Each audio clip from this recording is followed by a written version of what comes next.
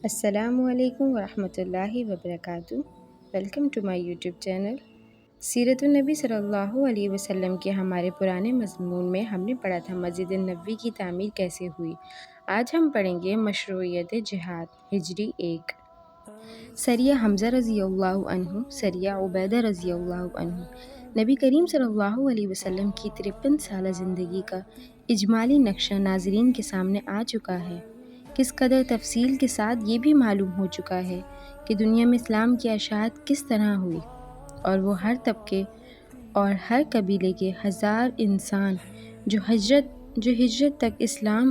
کے حلقہ بگوش بن کر کچھ ایسے مست ہوئے تھے کہ اسلام اور پیغمبر اسلام صلی اللہ علیہ وسلم کو اپنے مال، آباء و اجداد، بیویوں اور بچوں سے بالکل اپنی جانوں سے بھی زیادہ عزیز سمجھتے تھے۔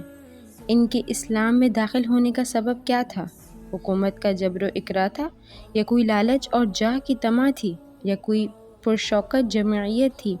جس پر تلوار نے ان کو مجبور کیا تھا، یا کچھ اور؟ لیکن جب اس نبی امی صلی اللہ علیہ وسلم، ان پر میرے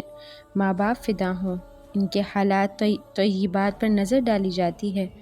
تو بلا وہم اختلاف ان سب کا جواب نفی میں ملتا ہے، اور ظاہر ہے کہ وہ یتیم جس کے والد کا سایہ دنیا میں آنے سے پہلے ہی اس کے سر سے اٹھ چکا ہو، اور جس کو بچپن کے چھٹے سال میں والدہ کی آغوش شفقت سے بھی جواب مل گیا ہو، جس کے گھر میں مہینوں آگ جلنے کی بھی نوبت نہ آتی ہو، جس کے گھر والوں نے کبھی پیٹ بھر کر روٹی نہ کھائی ہو، جس کے رہے سہے عزیز و اقارب بھی ایک کلمہ حق کہنے کی وجہ سے نہ صرف یکسو بلکہ سخت دشمن ہو گئے ہوں، وہ کیا کسی پر حکومت کر سکتا ہے، یا مال کی لالچ سے یا تلوار کے زور سے کسی کو اپنا ہم خیال بنا سکتا ہے؟ اس کے علاوہ تاریخ کے دفتر سامنے ہیں جن میں بلا اختلاف موجود ہے کہ آپ صلی اللہ علیہ وسلم کی عمر شریف کے یہ 53 سال اس طرح گزرے کہ ابتدائی بے سر و سامانی و بے کسی کے بعد جب اسلام کو ایک ظاہری قوت بھی حاصل ہوئی اور بڑے بڑے شجاع و بہادر اور متومل صحابہ رضی اللہ عنہم داخل اسلام بھی ہو گئے، اس وقت بھی اسلام نے کسی کافر پر ہاتھ نہیں اٹھایا، بلکہ ظالموں کے ظلم کا جواب تک نہیں دیا۔ حالانکہ کفار مکہ کی طرف سے نہ صرف آپ صلی اللہ علیہ وسلم کی ذات اقدس بلکہ آپ صلی اللہ علیہ وسلم کے تمام متعلقین آل و اتباع پر بھی وہ مظالم ڈھائے گئے ہیں کہ بیان اور تحریر میں نہیں آ سکتے۔ کفار قریش نے جو ہر قسم کی قوت شوکت رکھتے تھے، آپ صلی اللہ علیہ وسلم کی ایذا رسانی بلکہ قتل کرنے میں کوئی امکان دقیقہ اٹھا نہیں رکھا تھا، جیسا کہ 3 سال تک آپ صلی اللہ علیہ وسلم کا مع اپنے متعلقین کے محصور رہنا، آپ صلی اللہ علیہ وسلم کے ساتھ قریش کا مکمل مقاطعہ، آپ صلی اللہ علیہ وسلم کے قتل کی سازشیں، رضی اللہ عنہم کو ہر قسم کی ایذائیں پہنچانا وغیرہ وغیرہ۔ آپ معلوم کر چکے ہیں یہ سب کچھ تھا، مگر قرآن اپنے پیرووں کو صبر و استقلال کے سوا کسی حربے کے استعمال کی اجازت نہ دیتا تھا۔ وہاں اس وقت جس جہاد کا حکم تھا وہ یہ کہ کفار کو حکمت اور نصیحت کی باتوں سے اپنے رب کی طرف بلاؤ، اور اگر باہمی مکالمے کی نوبت آئے تو حسن تدبیر اور نرم کلام سے ان کا مقابلہ کریں، اور قرآن کے دلائل واضح سے ان کے ساتھ پورا جہاد کرو تاکہ وہ حق کو سمجھ لیں۔ اس وقت تک جو ہزار ہاں انسان اسلام کے حلقہ بگوش بن کر ہر قسم کے مصائب کا نشانہ بننے پر راضی ہوئے، ظاہر ہے کہ وہ کسی دینوی طمع یا حکومت کے جبر یا تلوار کے ذریعے سے مجبور نہیں ہو سکتے۔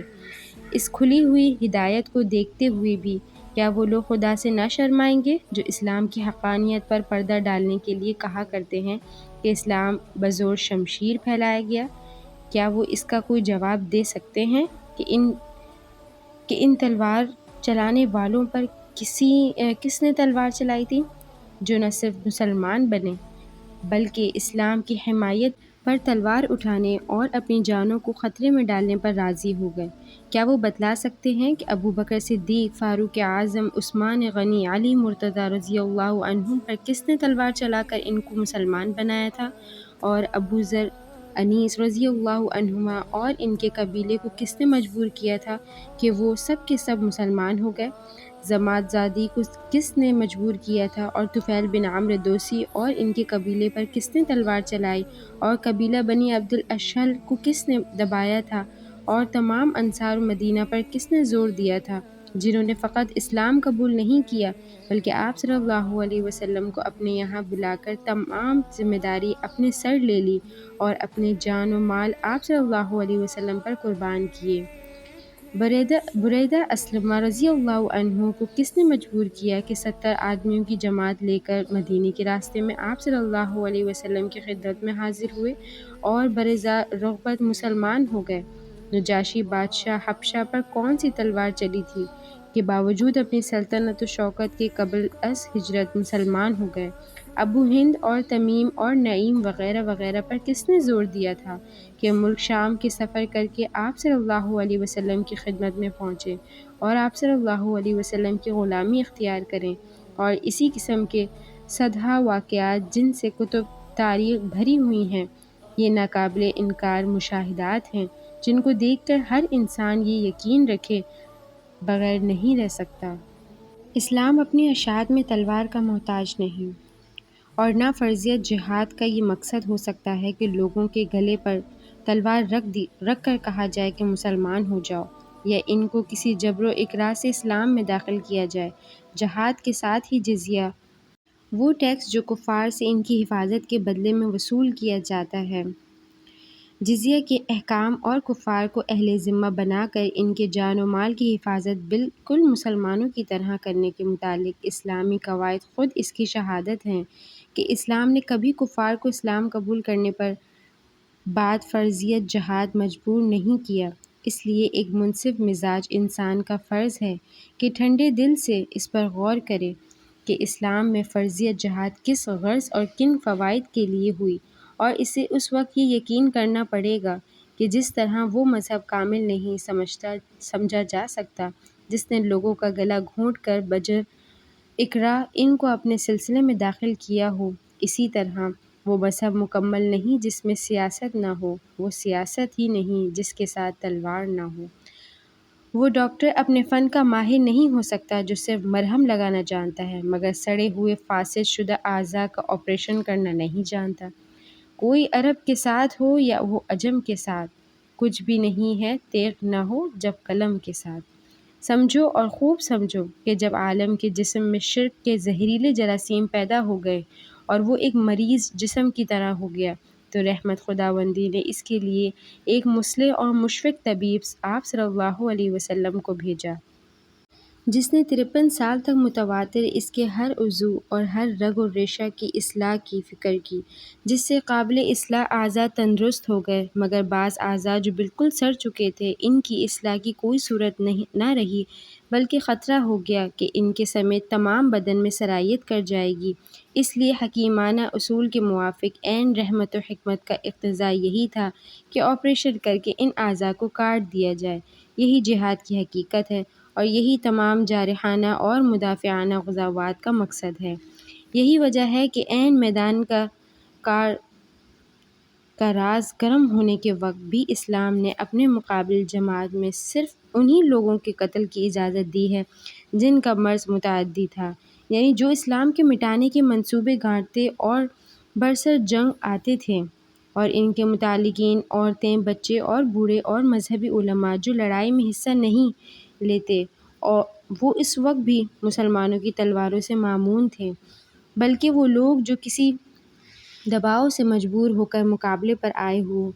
وہ بھی مسلمانوں کے ہاتھ سے محفوظ تھے۔ حضرت اکرمہ رضی اللہ عنہ فرماتے ہیں کہ غزوہ بدر میں آپ صلی اللہ علیہ وسلم نے حکم فرمایا تھا کہ بنی ہاشم میں سے کوئی شخص تمہارے سامنے آئے تو اس کو قتل نہ کرنا، کیونکہ وہ اپنی رضا سے جنگ میں شریک نہیں ہوئے بلکہ ان کو جبراً لایا گیا ہے،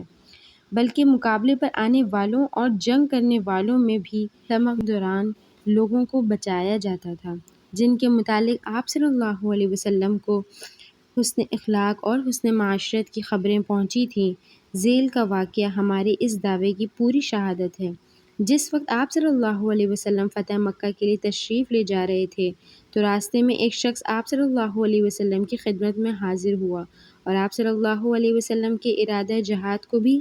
استعام جاہلیت عرب کی لڑائیوں پر قیاس کر کے عرض کیا کہ اگر آپ صلی اللہ علیہ وسلم خوبصورت عورتیں اور سرخ اونٹ چاہتے ہیں تو قبیلہ بنی مدلج پر چڑھائی کیجیے، کیونکہ ان میں سے ان کی کثرت ہے۔ لیکن یہاں صلح اور جنگ کا مقصد ہی کچھ اور تھا۔ ارشاد ہوا کہ مجھے اللہ تعالیٰ نے بنی مدلج پر چڑھائی کرنے منع فرمایا ہے کہ وہ صلح رحمی کرتے ہیں۔ اور حضرت علی کرم اللہ وجہہ بیان فرماتے ہیں کہ ایک مرتبہ آپ صلی اللہ علیہ وسلم کی خدمت میں 7 جنگی قیدی پیش کیے گئے۔ آپ صلی اللہ علیہ وسلم نے ان کے قتل کا حکم صادر فرمایا اور حضرت علی رضی اللہ عنہ کو اس پر مامور فرمایا۔ اسی وقت جبرائیل علیہ السلام تشریف لائے اور کہا، یا رسول اللہ، ان 6 شخصوں کے لیے تو یہی حکم رکھیے، لیکن اس ایک شخص کو آزاد کر دیجیے۔ آپ صلی اللہ علیہ وسلم نے وجہ دریافت کی تو فرمایا کہ کریم الاخلاق اور سخی آدمی ہے۔ آپ صلی اللہ علیہ وسلم نے فرمایا،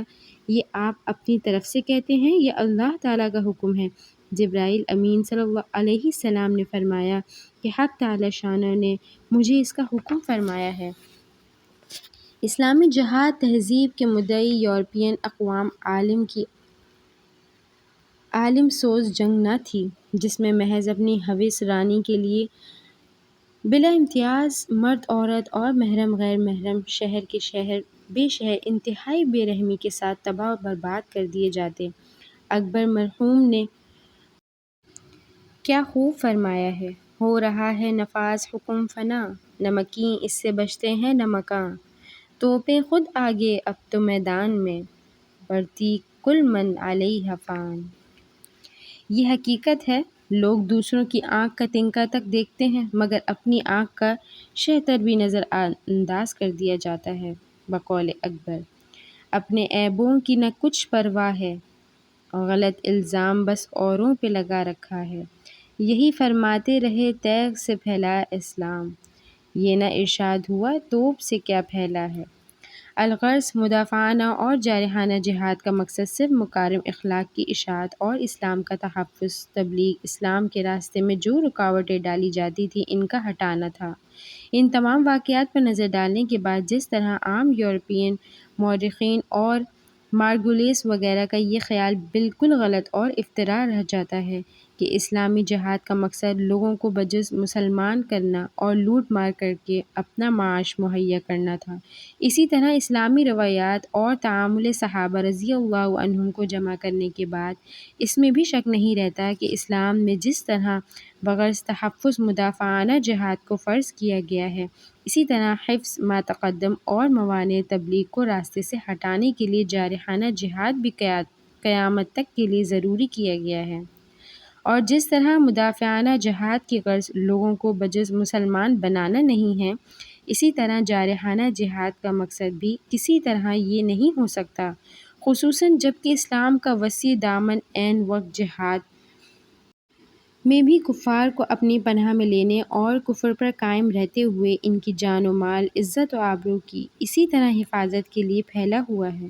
جس طرح ایک مسلمان کی حفاظت کی جاتی ہے، جس میں مدافعانہ انداز اور جارحانہ جہاد دونوں برابر ہیں۔ نیز دنیا میں حقیقی امن و امان قائم کرنا، ضعیفوں کو ظلم سے چھڑانا وغیرہ جو جہاد کے مقصد ہیں، ان میں بھی دونوں قسمیں یکساں ہیں۔ اس لیے کوئی وجہ نہیں ہے کہ اسلامی روایات کو مسخ کر کے جارحانہ جہاد کا انکار کیا جائے، جیسا کہ ہمارے بعض آزاد خیال مورخین نے کہا ہے۔ اس مختصر گزارش کے بعد ہم اپنی اصلی مقاصد کو شروع کرتے ہیں۔ ہجرت کے بعد جہاد و غزوات کا جو سلسلہ شروع ہوا، جن میں بعض میں خود آپ صلی اللہ علیہ وسلم بنفس نفیس تشریف لے گئے اور بعض میں خاص صحابہ رضی اللہ عنہم کی سرکردگی میں لشکر روانہ ہوئے۔ مورخین کی اصطلاح میں پہلی قسم کے جہاد کو غزوہ اور دوسری قسم کو سریہ کہتے ہیں۔ غزوات کی مجموعی تعداد 23 ہے، جن میں سے 9 میں جنگ کی نوبت آئی، باقی میں نہیں، اور سرایہ 43 ہیں۔ اور یہ عجب ہے کہ ان تمام غزوات اور سرایا میں باوجود مسلمانوں کے بے سر و سامانی اور قلت تعداد کی ہمیشہ فتح و نصرت انہی کا حصہ ہوتا تھا۔ البتہ صرف غزوہ احد میں اول فتح پانے کے بعد مسلمانوں کو شکست ہوئی اور وہ بھی اس لیے کہ لشکر کے ایک ٹکڑے نے آپ صلی اللہ علیہ وسلم کے حکم کا خلاف ورزی کی۔ ہم ان تمام غزوات سریہ کو بغرض توضیح ایک نقشے کی صورت میں ثنا و ادراج کرتے ہیں، اور چونکہ غزوات اور سرایہ کی تاریخ اور تعداد میں اختلاف ہے، اسی لیے ہم نے اس تمام بیان میں حافظ حدیث علامہ مغلطائی کی سیرت پر اعتماد کیا ہے۔ میں امید کرتی ہوں کہ آج کی سیرت سن کر آپ لوگوں کو اچھا لگا ہوگا۔ انشاءاللہ میں اپنی اگلی ویڈیو میں غزوات کا ذکر کروں گی۔ اپنا بہت بہت خیال رکھیں، میرے چینل کو سبسکرائب کرنا نہ بھولیں۔ السلام علیکم ورحمۃ اللہ وبرکاتہ۔